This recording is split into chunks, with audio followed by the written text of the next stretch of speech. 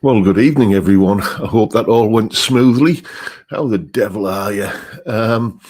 Yes, has it really been a week? Has it? Apparently it has. Excuse me, one and all. I just need to take a little bit of a swig here. And James Hunt is saying the intro video is working well, not missing anything now. I will briefly run through the register in a moment. Oh, Lamb, thank you very much. I did get a few people last week at the Red Carmageddon event that I'm going to refer to very shortly. Thank you so much to the Lamb. Much appreciated, mate. I did get a few people there saying, can you just cut down on the whole kind of roll call element of it? So I shall do that. I'll try and keep it brief. But before I forget, and before I get sidetracked, as can happen, especially when it's me and there's beer involved, I just want to make a few announcements. The first thing I want to do is shout out a massive, massive thank you to each and every one of you. You know who you are, who 2 weeks ago on that live stream super chatted me, some considerable amount of funds collectively between you to put in the beer fund for last Friday. And I've got to tell you, thanks to you good chaps that chipped in for that. We basically had a free curry. Well, not quite. I put a little bit to it, but it went a long way to paying for the collective bonhomie and merrymaking in the curry house, Bengal Spice. I'll be sharing you some photos in the next hour or so, as long as I remember. So a massive, massive, massive thank you from myself and everybody else who was there for your very, very generous donations that allowed us to drink beer, eat curry, and make merry. Thank you so much. I also want to say a big thank you to each and every one of you who travelled all the way to Redcar, all the way to my little corner of the world to have a beer and a chat and a curry. And, to basically, as I say, drink beer and make merry last Friday. I am, of course, referring to Mr. Rob Bald, Johnny Random, PFY Guitars, Kevin Young, Robert Galbraith and his delightful missus, Anton, Craig Stamen, Dave Phillips and Steve Sproson. You chaps are all stars. And if I was the sort of person that could be bothered writing out Christmas cards every year, I can't. But if I was, you would be on my Christmas card list.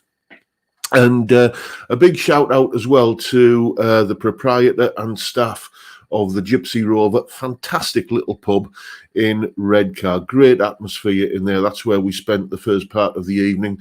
As I say, drinking beer and making merry. It was a fantastic atmosphere in there. Very, very well, just not one of these kind of corporate kind of chain pubs. One of these pubco pubs. It's just a nice little family-owned establishment, and it has that nice kind of feel to it as well. And finally, a massive, massive thank you to the owners and the staff of Bengal Spice Tandoori Restaurant on Station Road in Redcar. I'm not sponsored by them, but I will just say that if you're in this neck of the woods and you're looking for an excellent Indian meal, then go and check them out. It's the only curry house I will go to now, apart from my kitchen, because I do a pretty mean curry myself. So yeah, thanks to everyone who made last Friday's festivities the success that it was. A fine time was had by all. Let's quickly have a look through the roll call. Jay Aoyong is saying, how come pubs in Redcar serve curry? They don't. Well, one of them does. The local Weatherspoons, they serve curry, but a curry. But no, this was a curry restaurant we went to. Let's have a look. See who we got in. We had Terry Day was first in, then Rent to Kill, then Peter Nicholson, then PFY Guitars, Dave Fiendish, Johnny Random, Anton, Edwin Tuna, nice to see you, mate. Steve Entwistle, Cylon Hybrid, Dr. Gomez 1, wishing us all, we had all a great time at Red Carmageddon. We did, mate. Then we got Ben Allmark, Michael Palmer, Johnny H, Ian Clark, Amadeus, Dogfather61, newbie student, Whitebeard Mike. I know who you are, mate. Nice to see you on here, and nice to meet you. Then we have Phil, David James, Grandpa Joe. It's his birthday this weekend. Happy birthday, Grandpa Joe. Then following after that, we've got Fiend Tunes, Sean House, John Ross, Savvy64. James Hunt is there. So is Michael Purcell, Rob Bald. Yes, you were there, mate. You don't know, man. You weren't there. Well, he was, and he survived Redcar. And then we've got Mickey Walnut, Stephen Hedger, and Vincent Brennan. Scrolling down, I see we've got Brian Brazil, Chris Ottewell, DJ W, John Mack, and scrolling down a bit further, Robert Galbraith was there as well. What are you saying there, Robert? Some people asking about last weekend Redcar. Couldn't have been a better weekend. Top night for everyone who went. And thanks to Mr. Robson and all the peeps who put money in. Yes, I was echoing those sentiments, mate. Then, who else we got? We've got Paul Trainer, BSC, no less, from the resident bass player. Rexomatic is saying good morning from Phoenix. And then who else we got? We got John Channing and Timbo and Marvelous Bloke and Deco Dude and Jimmy James and Ian Rouse and Peter Borthwick and David Evans. Scrolling down, Stephen Sproson. Yes, you were there last week, weren't you, mate? Nice to see you. Nice to put faces to names that I only kind of, normally, you kind of associate the name with a particular avatar in the chat, but it was nice to see, kind of some flesh and blood faces. Then we got Calby and the Rocco Cat. And who else we got? Colin Falcon, Lawrence Hastings, David Mitchell, Peter Williamson, Nathan is in, so is Mark Greening, and William Forrest. Who else we got? We've got Russell Gibson and Pablo, Hank J. Aoyong, The Time Prophet, Ron Wells, Jeff Crouch. Hello, mate. There's Sean House, Random Stuff, Steve Cassidy Guitar. How are you, mate? And then there's Dudley Squat and Adam San, Cal Texper, Graham Campbell is in, so is the Essex Cat. And who else we got? We got Pete McGowan Forsyth. There's Ravi in as well, and Bill Mumbo is there. Guitar Man is in. Peter Shields is there. So is Lithium Cad, Brad Dowell, and there's Johnny Random. I don't know if I've mentioned you already, mate. I'm going at such a pace. I'm trying to get through it. You can see. Then Thomas Mulvaney is in, and who else we got? We got Geronimo. Nice to see you, mate. GRB Aquatics. Mickey McG68 is there, and did I say J. Aoyong? If I didn't, I just did.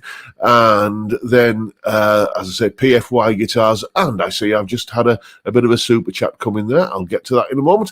There's Alan Hoole, and who else we got? I think that might be everyone, I believe. Yes, Chris Smith is there, and it's Edwin Toonan. Thank you so much, mate. Sorry I couldn't be there last week. Next time in Amsterdam, drinking Scum Coffee, I believe it's called, and Heineken. Amstamageddon in spring 24. Stranger things have happened, mate. Stranger things have happened. Then I think that's pretty much everyone. Thank you so much to the super chats that have come in so far. Edwin and the Lamb, as a dearly missed friend from these YouTube parts, used to say, never courted, always appreciated. Maybe I should get some little jingle like he used to that I can kind of throw in at these moments like this. But yes, that is, basically, after speeding through that roll call, you need a drink, says Mark Green. I think you're right, mate. Cheers.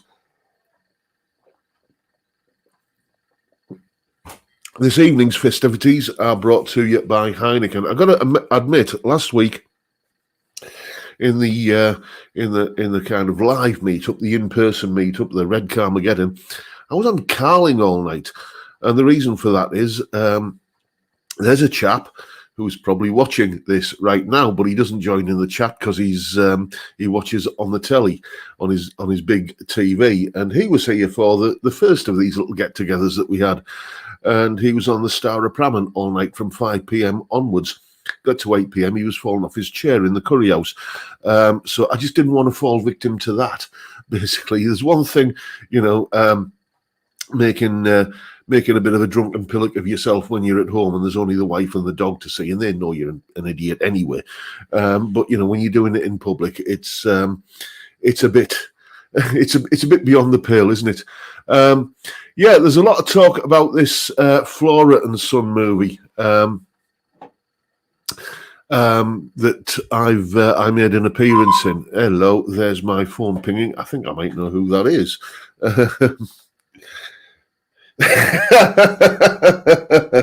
Yeah, I'm going to put the phone on silent now.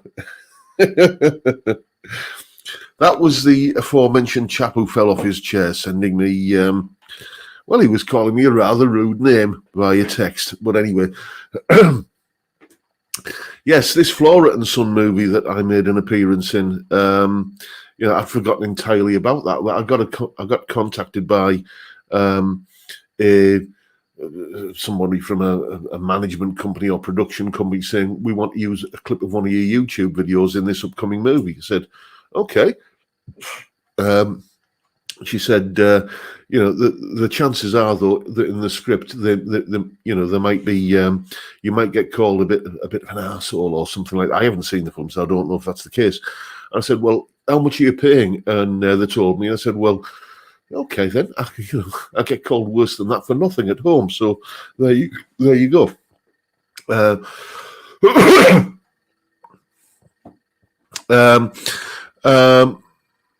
Let's have a look. Mr. Chris, yes, what you're saying there, mate. Still sorting my mandolin epic. The EQ has helped, but I've come to the conclusion it's an impedance mismatch.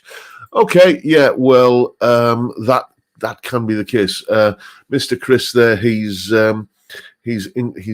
was asked me for some advice via email about installing a tone control on an electrified mandolin that he's put together, and I just said, well, rather than screwing around, trying to kind of install an extra tone control on it, on an instrument the size of a mandolin, I said, just buy an EQ pedal. And he did, but he's still having some kind of issues there, it seems.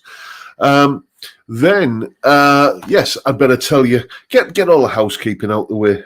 Let's tell you what's coming up on the channel this week. I meant to do that in that sort of greatest hits compilation that I did in lieu of a live stream last week, but I forgot, and I ran out of time to kind of make the video again and then edit it all together. So apologies for that, but you know what's been on this week anyway because you've been watching it. Sunday's video is, I've been mentioning recently in the live streams that Dougal is going to make an appearance in an upcoming video. Well, on Sunday, that is his chance to hog the limelight. Yes, basically what I did was I'm comparing two guitars, and I didn't want you to see, or don't want you to see, which guitar is which, so you can, kind of have prejudged ideas. So while you're hearing the two guitars, I just cut that in with some footage and pictures of Dougal, because you're always asking how he's doing. Then I do reveal which guitar is which, by the way, by the end of the video. I don't kind of leave you on a cliffhanger with that one. I did that once before in a video and people got right upset about it. Oh, dear me. But anyway, that's Sunday's video. Monday's video is a guitar solo that I did for a student of mine, actually. And he mentioned this band's name, and I thought, well, surely they're just a one-hit wonder, aren't they? They had this one massive worldwide global hit in the 80s, and that was it. Job done. I think they kind of just disappeared. But apparently not. They were pretty much a one-hit wonder in the UK, with a song that featured in a certain boxing-themed movie. Let's leave it at that. And but apparently that's the only song I know of theirs. They had a big career with loads of albums and kind of tours and loads of success, basically, that I was previously unaware of. Anyway, so we're looking at one of their solos. Yes, Steve Entwistle's got it there. Survivor. Yes, I genuinely thought that band were a one-hit wonder, but it turns out they're not. Deco dude saying I've been in a few well-known movies when I went to drama school. Good for you, mate. I hope you get, was it called residuals, is it, or something like that? Anyway, so that's Monday's video. There's basically, I won't kind of try and string it out by inviting you to guess the song. There is a Survivor song called Runway Lights, and we're looking at the solo from that on Monday. Then on Tuesday, again, a video that came from, I think, the chat on the live stream here. I'm so busy kind of putting videos together and stuff, I kind of lose track of where the ideas came from. But I think it was somebody who made a suggestion on the live stream about 5, because it's a top 5 video with it being Tuesday, 5 essential songs for beginner guitarists to learn. That is what we're talking about on Tuesday. And it's not so much the songs, really, that are essential to learn. It is the fact that each of these songs teach an essential technique, and the techniques are the essential thing. And these are the songs that I think are just accessible ways of learning those techniques. I see we've got I'm Not Creative in there in the chat. Nice to see you, mate. Steel Horse 75. Yes, you're saying In the Burning Heart is a great song by Survivors. Yes, it is, and that's the one I was reminded of when, you know, because wasn't that again from one of the Rocky movies?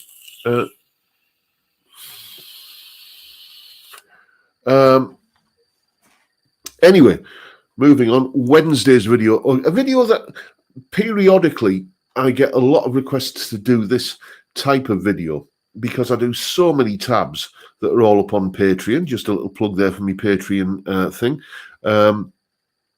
You know, I'm going to tell you that sitting and doing a tab and figuring out a solo, for me, you know how some people like to do Sudokus or crossword puzzles and just really get the head into a knotty conundrum. For me, that is doing a tab. That's when I'm in my happy place. I find it relaxing to do, and I just genuinely enjoy doing it. If I wake up on a morning and think, what am I doing today? Oh, I've got a solo to tab out. Oh, yes, that's a good day.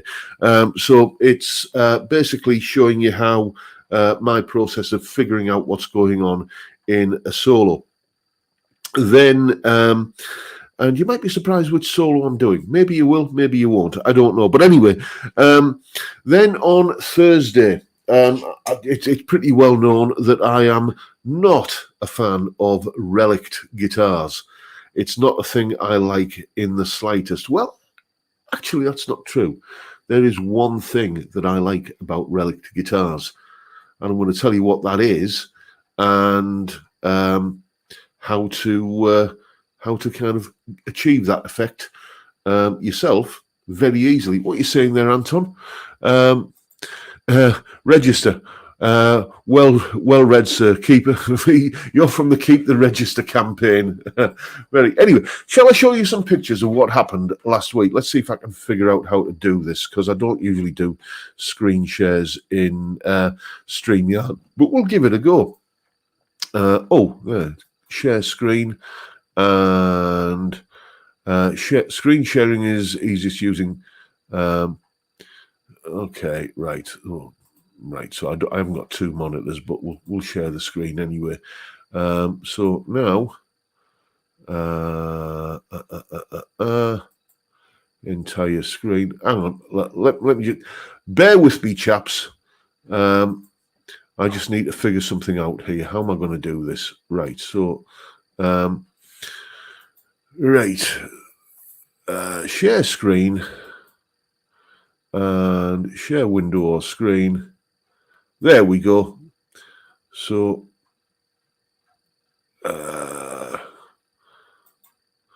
here we go. I think I've managed it. You should all be seeing my screen now. This is in the Gypsy Rover, and there's our friend Mr. Robert Ball. Then we've got PFY Guitars and Kevin Young right there. And there's Mr. Galbraith, Robert Galbraith, and his lovely missus. And there's Anton right there. We've got Craig Stamen here, and this chap you can see in profile here, that's Dave Phillips. And another shot of Anton and Craig there. And Stephen Sprosen, there you are, mate. You made it into shot that time. And just as I say, there's PFY guitars, and I'm just trying to, more shots. There we go. And you can see merriment and fun was happening. And there we are in the curry house, enjoying the delights of Bengal spice. And there's a group shot there. I think we took this before Craig had turned up. And there's Johnny Random back there like that. And there's a better one of Dave Phillips there.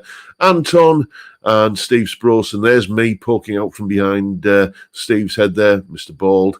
There's Mr. and Mrs. Galbraith. And there's PFY Guitars back there. And then Robert has kindly got a mate of his to Photoshop in some guitars to this same picture here. It does, however, look like I'm being impaled on what's that? Is that a Jackson Randy Rhodes there with a Floyd Rose tremolo? Yes, that it's a sort of guitar with a Floyd Rose tremolo that I've often said would be the death of me. But there it is, and then just a little bit of a kind of a group shot that I took in a video there. You can see we're all just having a fine old chat and a natter there, and all kinds of stuff going on. Then back round the other way, and I think that is pretty much it. I'm sure some other people took pictures of the evening, but those are all the ones that I took. So there you go. That's what the evening looked like. If anybody else has any pictures of the evening that they want me to share in future live streams, then chuck them over to me. You know my email address, jrguitartuition@gmail.com. I'm just going to finish this beer and pour another one because, nature abhors her vacuum, doesn't it? We cannot have an empty glass sitting there. That's just against the rules on a Friday. There we go. Get ready to type flake, everyone. I'll try and do a decent job of it. Oh, not bad. I think we're getting there.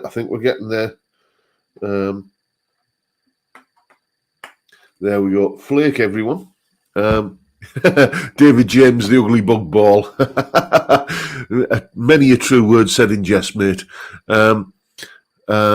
Let's have a look, see what's been going on in the chat. Graham Campbell saying, looks like a decent boozer as well. Yeah, it's a fantastic little place. The only drawback with it is,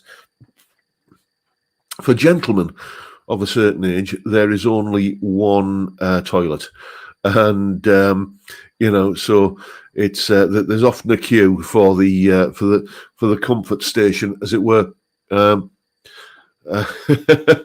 Switch the bugger off. It's like a Hammer horror show, man.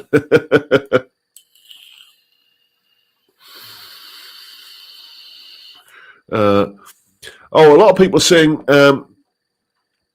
keep the register. I'll keep it because some people are saying get rid of it, it's boring, and I do go off on a tangent on when I'm doing the roll call, the register, whatever you want to call it, a little bit in some weeks, because I just kind of get sidetracked by people's comments and then forget where I am and get back into it. So I'm going to try and keep it brief. What are you saying there, Time Prophet? I can make up a solo, and sometimes it sounds like something, but if I listen to a solo, I can't pick out the notes. It's just practice, mate. It's just learning to recognize intervals, learning to recognize distances between notes. And you've already got that ability in there. You just have to nurture it a little bit. For example, first two notes of Twinkle, Twinkle, Little Star, da, da, da, da, that little interval there, that's a fifth. An octave is the first two notes of Somewhere Over the Rainbow. And I did a video on this ages ago. So, you just educate your ears to kind of think, well, okay, I can hear that musical distance and I know what it looks like on the guitar. So then you get your first note on, of the solo. You can always identify the first note if you slow it down and get it, kind of clear enough.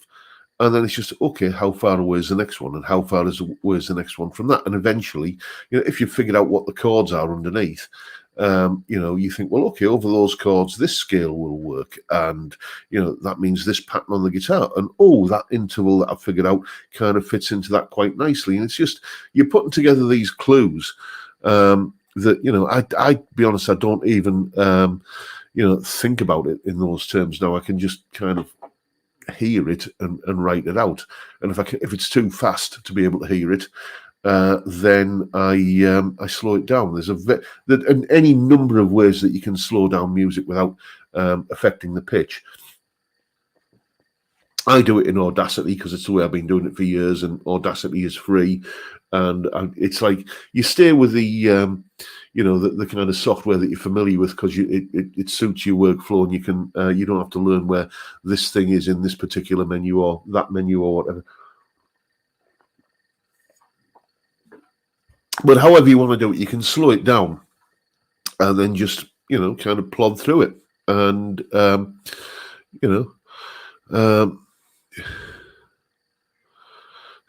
David Evans is saying, John, trouble is classes are just too big a school these days for the register. Well, yeah.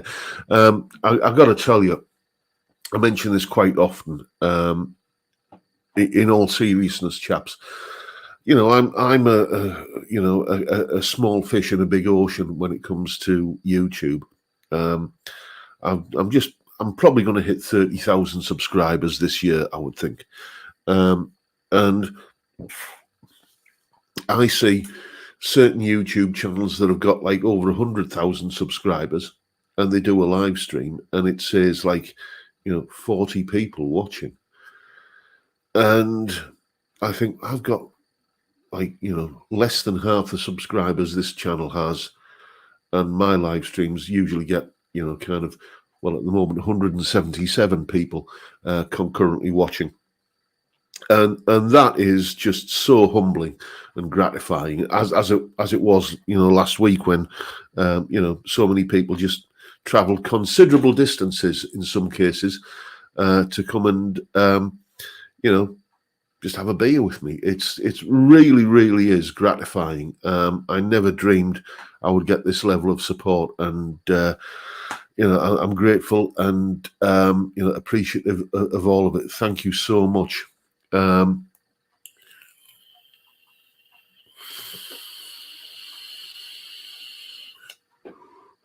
Let's have a look, see what we got. Steve Cassidy's another vote to keep the register. John Jones is saying, hi John from Bangkok, what do you make of the new PRS mid-priced guitars?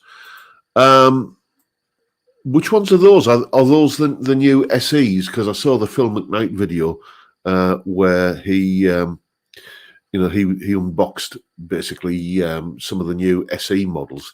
They look pretty good, actually. I was very impressed with the Swamp Ash Special, because that was a guitar that sort of snuck through, wasn't it, when it came out as the core range.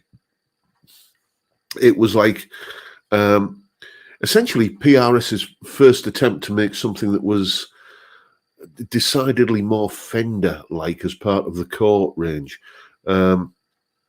It did more single coil and Fender-like tones. And a mate of mine had one, and I never played it, but he was always raving about it. So yeah, that's one that I might be interested to check out if I can get my hands on one at some point. We shall see. My long-standing kind of antipathy towards the PRS bird inlays, but maybe I'm mellowing a little bit on that, because I looked at that Swamp Ash Special that Phil McKnight reviewed and thought, actually, do you know what? That's kind of quite nice. I've got to tell you, I'm not a fan of, I know these aren't the mid-priced guitars, the new PRS Telecaster style guitars, the Miles Kennedy one and the kind of other one, which is similar but more of a production model. I can't remember the actual models now. First of all, I think they're too damned expensive for what they are.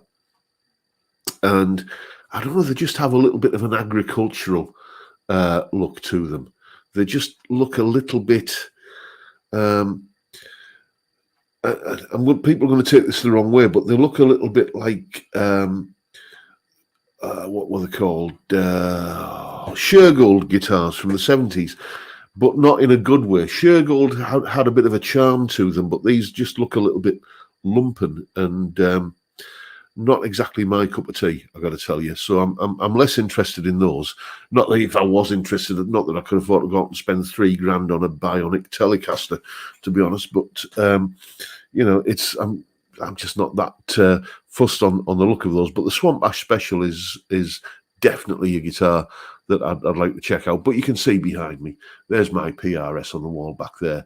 The S2 Standard 24 Satin, best guitar PRS I've ever made for me. That is the, you know, just, it's a fantastic guitar, and it doesn't kind of do the whole kind of Liberace footballers' wives aesthetic neither.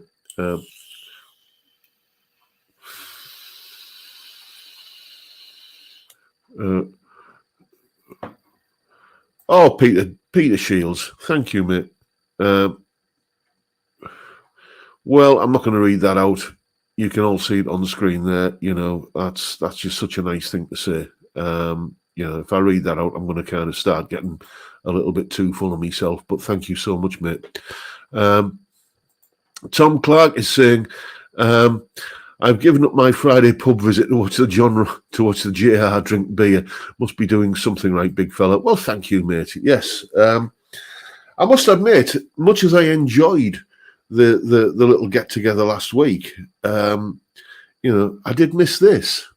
You know, I did miss, you know, kind of sitting here, and I suppose a lot of it is down to that middle-aged syndrome. Or I've got to put on some socks and shoes and go out of the house and kind of, you know, stand at the bar when I want another beer. There's a little bit of that. There was a little bit of that going on, because I am, you know, kind of becoming a little bit of a curmudgeon in the late middle age. Let's just see if I've had any more kind of responses. Oh, I've had a missed call while that's been on Do Not Disturb. I'll check that out later. We can just put it back on silent. I don't know who that's from. Didn't recognise the number.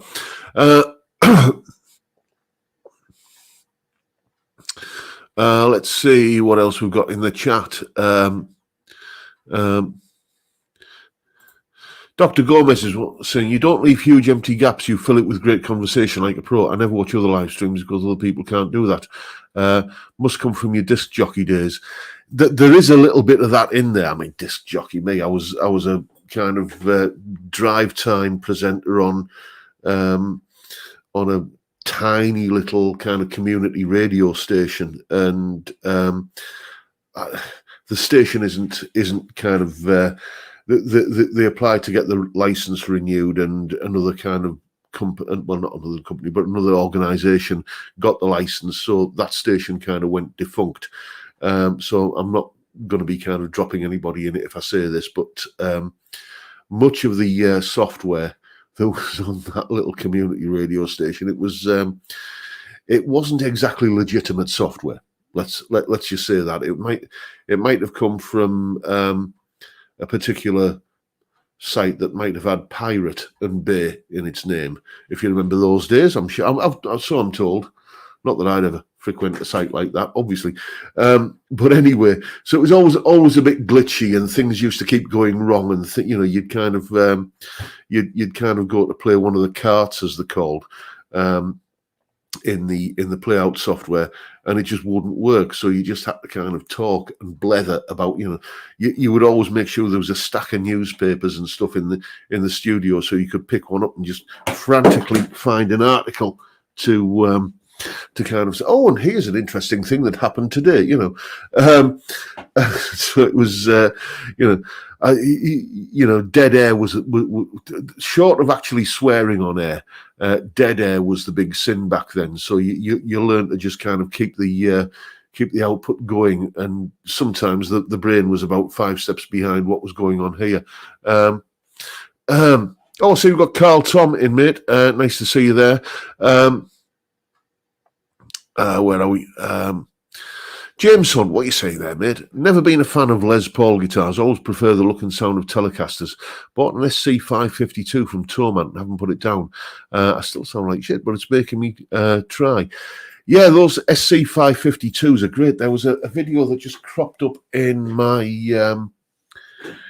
feed the other day. You know, YouTube just kind of suggests random videos. Excuse me, just knocked my slide over then. And it was I think it was a big time session guitar player. I think Steve Postel, I think he's called. And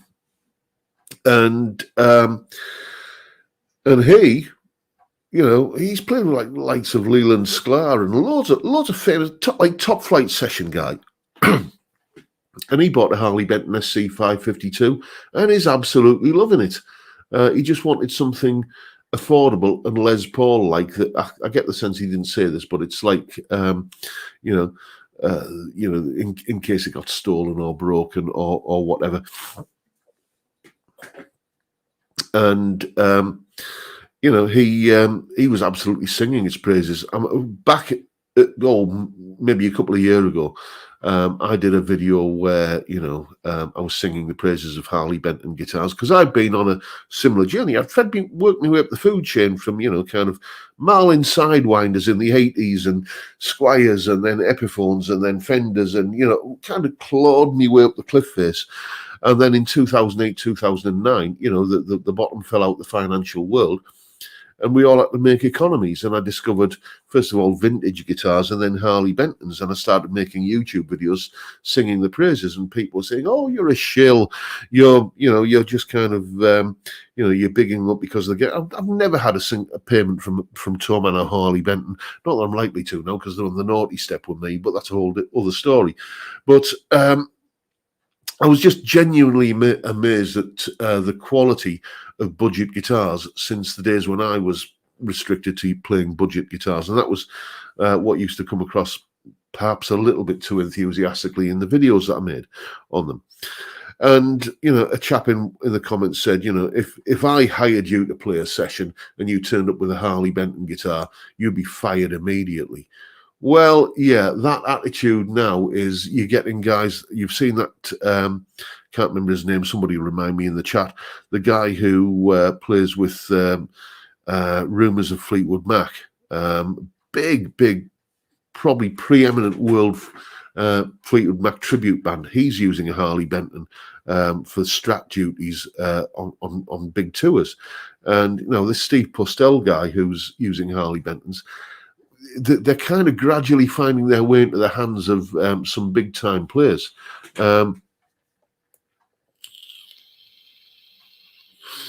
Scott Pawley, thank you, Steve Entwistle. I don't know why I can never remember his name, but it's thank you for reminding me. What else we got in the chat?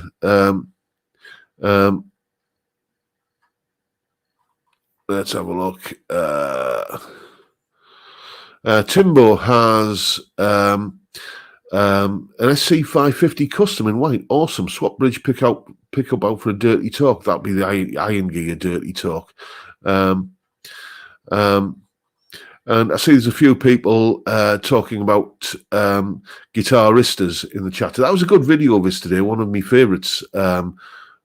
Recently, he's giving you a studio tour and giving you a little bit of a backstory.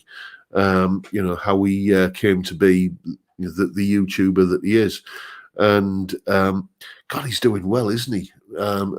He's 50,000 subscribers now. He's overtaken me, so I suppose I should be jealous. But he's such a nice bloke. You can't bring yourself to kind of feel negatively towards Colin. He's a great lad. And I think a better guitar player than he gives himself credit for. I'd like, if his band were ever up this neck of the woods, not that there ever will be, but I'd go and see them because he's got a lot of soul in his playing, I think.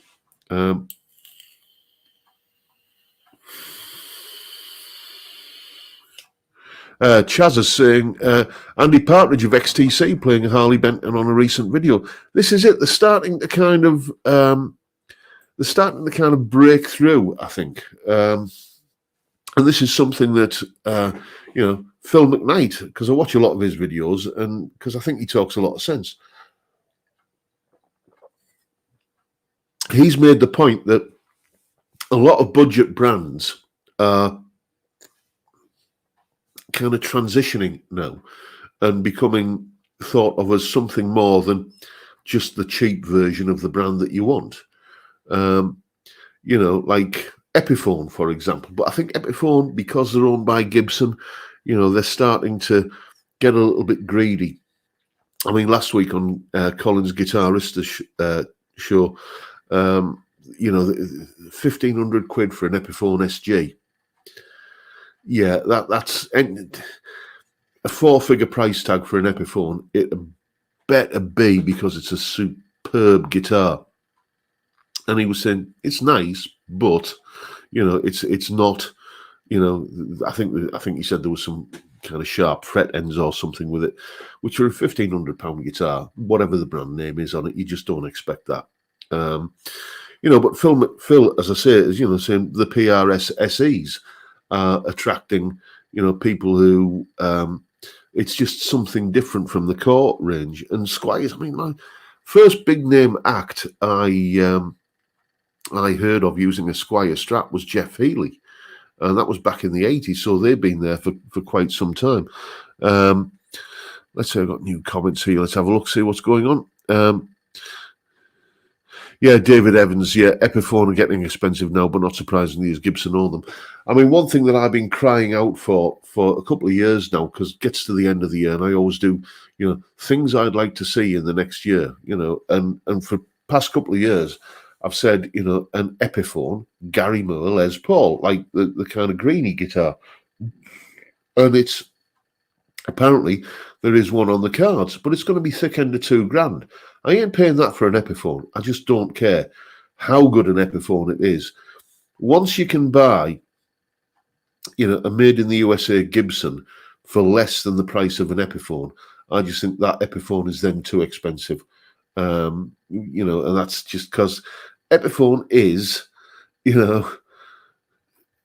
a cheaper brand than Gibson. If the quality can be great and everything, but the fact that they're made in China and, there are, compromises in how they're built, the poly lacquer rather than nitro and so on. The fact that they're putting the price above some of the Gibson stuff, I think that's just getting a little bit too greedy.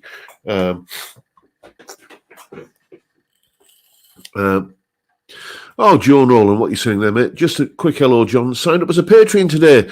Looking forward to learning much from you. Well, thank you very much, mate. I haven't been into my email since this morning, so I probably haven't seen the notification that you've signed up as a Patreon. But thank you so much, all of the wonderful, wonderful Patreon supporters that before the whole kind of let's just say before the world went crazy in 2020. I used to put out 2 videos a week. It was usually either be a Tuesday video and a weekend video, possibly on a Friday or something. And then, we were all told to stay in our homes and, you can't go out. So that sort of cut down my footfall, as it were, for people coming here for lessons. So I thought, well, what other revenue streams have I got? Okay, YouTube. I'll start making more YouTube videos. And what I didn't appreciate at the time was that I was also going to get kind of swamped with people who were furloughed at home, kind of told to stay home from work, who, kind of came to me for Zoom lessons. So that took off as well and still kind of going to a large extent. But it's the people who support me on Patreon who mean that I can just, when somebody emails me and says, can I book a lesson? And I'll look at the diary and I can say, well, I've got free time on that day, but actually, no, I'm going to be making YouTube videos that day. So I'll say, I'm sorry, I can't fit you in that day. Here's some other time slots that are available. And it's because people are supporting me on Patreon that I can afford to do that and spend the time making the YouTube videos that I enjoy making and seem to be, kind of going down pretty well with my audience, if that doesn't sound too much of a contrived thing to say.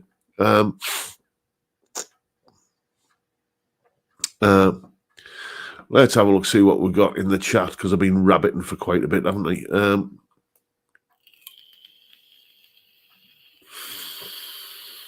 Graham Campbell, what are you saying there, mate? Bought an Epiphone inspired by Gibson J45 the other day for 600 quid, and it's a brilliant guitar. I'm mainly doing acoustic gigs these days, really impressed with it. Yeah, I am thinking of another acoustic, actually, because I've got, you see the Harley Benton there that I've got, and the other Harley Benton that I've got next to it.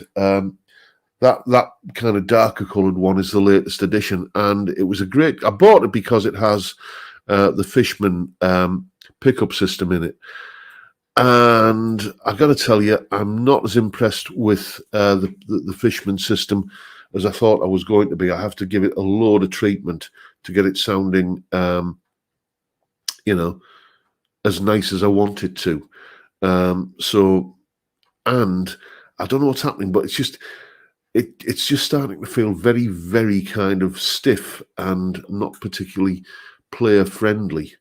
So I'm thinking I might, at some point, it's probably going to be next year. Let's get Christmas out of the way. There might be an investment in maybe a nice acoustic, Takamine or something like that. We shall see.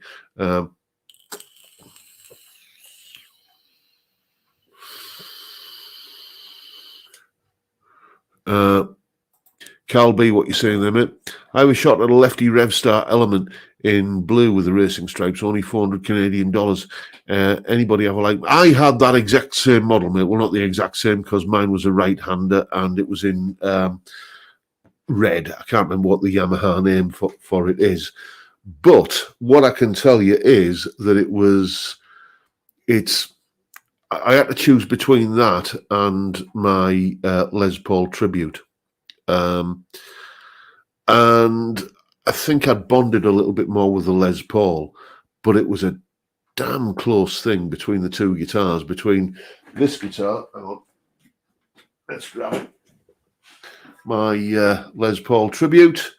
Look at the figuring on that top. That never comes out in the videos as much as I'd like it to. Fantastic Les Paul.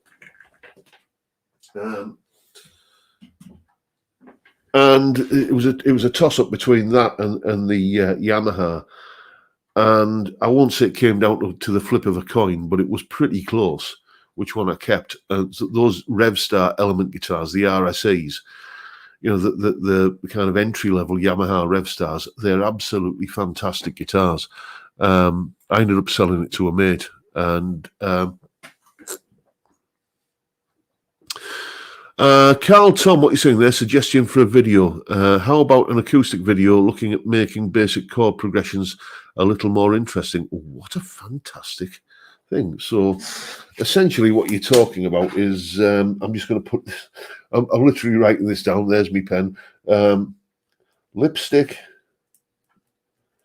on a pig video. When I sober up in the morning, I'll look at that and I'll think, what the heck was I talking about there? But no, just kind of taking a simple chord sequence and making it sound more memorable.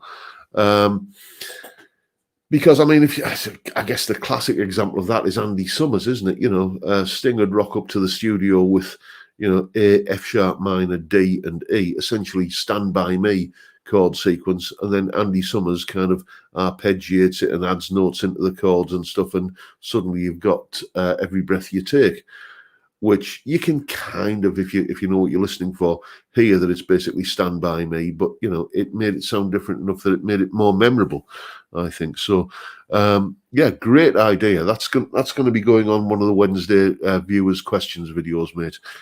So let me just put your name on there. Carl Tom. Right. There we go.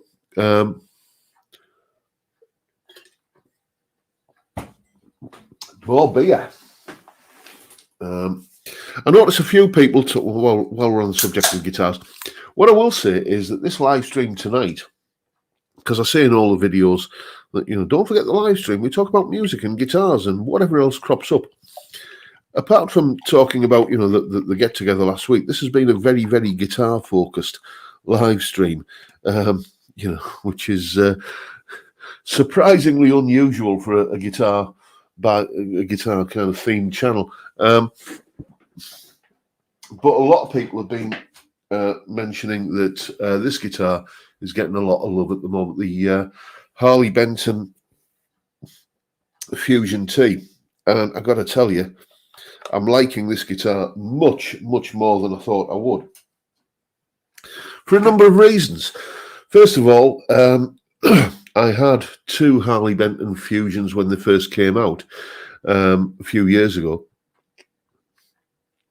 Not Telecaster style ones, but kind of Strat style ones. The first one I was really impressed with. The second one, not so much. So I was a bit undecided whether I was going to like this one or not. And then when I ordered that guitar, I mentioned earlier that Toeman are on the naughty step with me, and they will remain so for quite some time, because I've heard some people say that they've had appalling customer service from that company, and I've always had really good relations with them until that order, when they basically lied to me repeatedly. They just told fibs, and I kind of reason that I wasn't going to buy from them again for quite some considerable time, and I'm still annoyed with them. So yeah, so that does colour it. But yeah, it just sounds absolutely epic, and inevitably there will be some people saying, how does it compare with that other guitar that you used to play a lot that looks a lot like it, my old signature guitar? Those people who were there last week know the full story about that, by the way, but I can't share it publicly because, well, lawyers and stuff. But it's comparing apples with oranges, basically. It's a mass-produced guitar, and the other guitar was hand-built, almost a one-off kind of guitar, and that makes them feel very different. So you've got something that feels hand-built versus something that, although mass-produced, feels precision engineered. That's the only way I can describe it. And these Roswell pickups, I've had them in other Harley Benton guitars and thought, yeah, okay, but I just love them in this guitar. It's that there is nothing I would change about this. Apart from it, I am thinking about doing the 5-way switching, like that Ernie Ball Music Man Axis Super Sport. I am thinking about doing that on there, but we shall see. There might be. It depends how busy I am and how much of a faff around it's going to be. But yeah, I really, really am enjoying that guitar, and it's probably one of the cheapest guitars in here. Let's have a look, see what else is going on in the chat.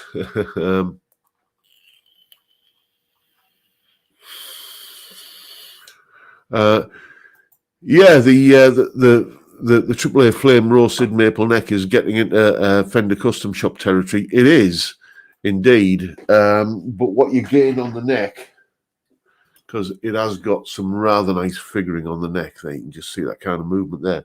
It loses on the body. I think it was Rob Bald, who I think has one of these, on last week's get-together. He said the only problem with it is it does look a little bit kitchen worktop, doesn't it? And I see what he means. It's got that sort of Formica look about it, but I don't really care, because it was, it's a great guitar, and it cost me less than an Affinity Squire. So it's I'll live with that. And my thoughts on these things. I'm not really a big fan of guitars that look too blingy. Anyway, anything that's a little bit too kind of tiger stripe maple burst, mother of gold pearl inlay, and all that kind of stuff turns me off. So if I want to err on the side of anything, I would rather a guitar looked a little bit plainer than kind of fancier. It's just, I don't know why. Maybe it's just the fact that I'm British.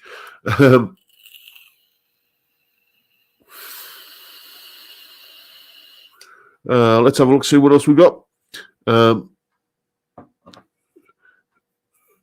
What are you saying there, Creative Storm? Tom recently told me they only use 10 gauge strings on anything that would create bridge rattle because of the lack of tension. Offered me £11 to refund me the price of a Tunematic bridge. Okay, yeah. Yeah, you see, I've always been, as I say, I've been a staunch defender of Toman because I've always found them very, very accommodating and very, very good in terms of customer service until the last time I ordered from them. And there's a fair chance it will be the last time I ordered from them because, you know, there's not that I've. The only thing that I can get from Toman that I can't get anywhere else are Harley Benton guitars, and there aren't really any more Harley Bentons that are kind of shouting at me, "Buy me, buy me, buy me." At the moment, there's one or two other guitars that are, but that, you know, I'm not going to kind of start putting out spoilers. So you know, there we go. Let's see. Jay Ao Young saying, still great looking, not too Liberace, as you say. Yeah, indeed, mate. What else we got? Scrolling up. Let's have a look. Where we go. Steve Cassidy saying the Fusions don't feel at all like the prices. I agree with you, mate. You know, if well, that's the same. As I say, I come from an era that when I first started, you know, playing budget guitars, you know, you're just Hondos and Columbus and Satellite and Marlin. You weren't really shopping for a nice guitar.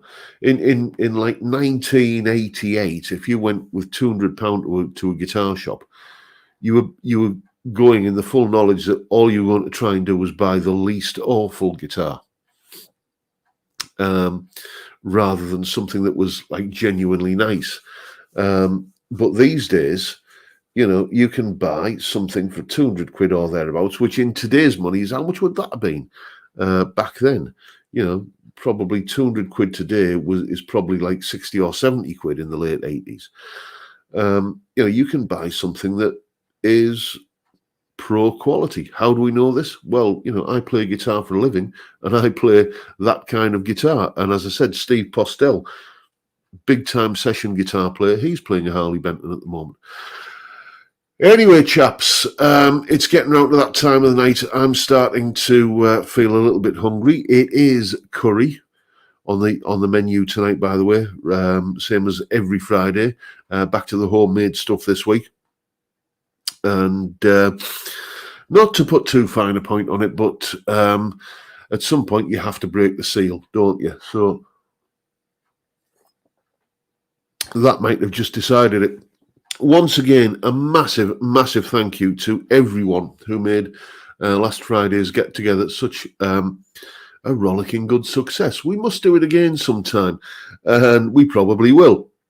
But for now, I'm going to sign off and say thank you all for turning up once again to listen to and watch a fat, bald northern lad talk absolute bollocks for an hour. It's been a blast, and I'll keep on doing it till you're sick of me. But for now, time, gentlemen, please.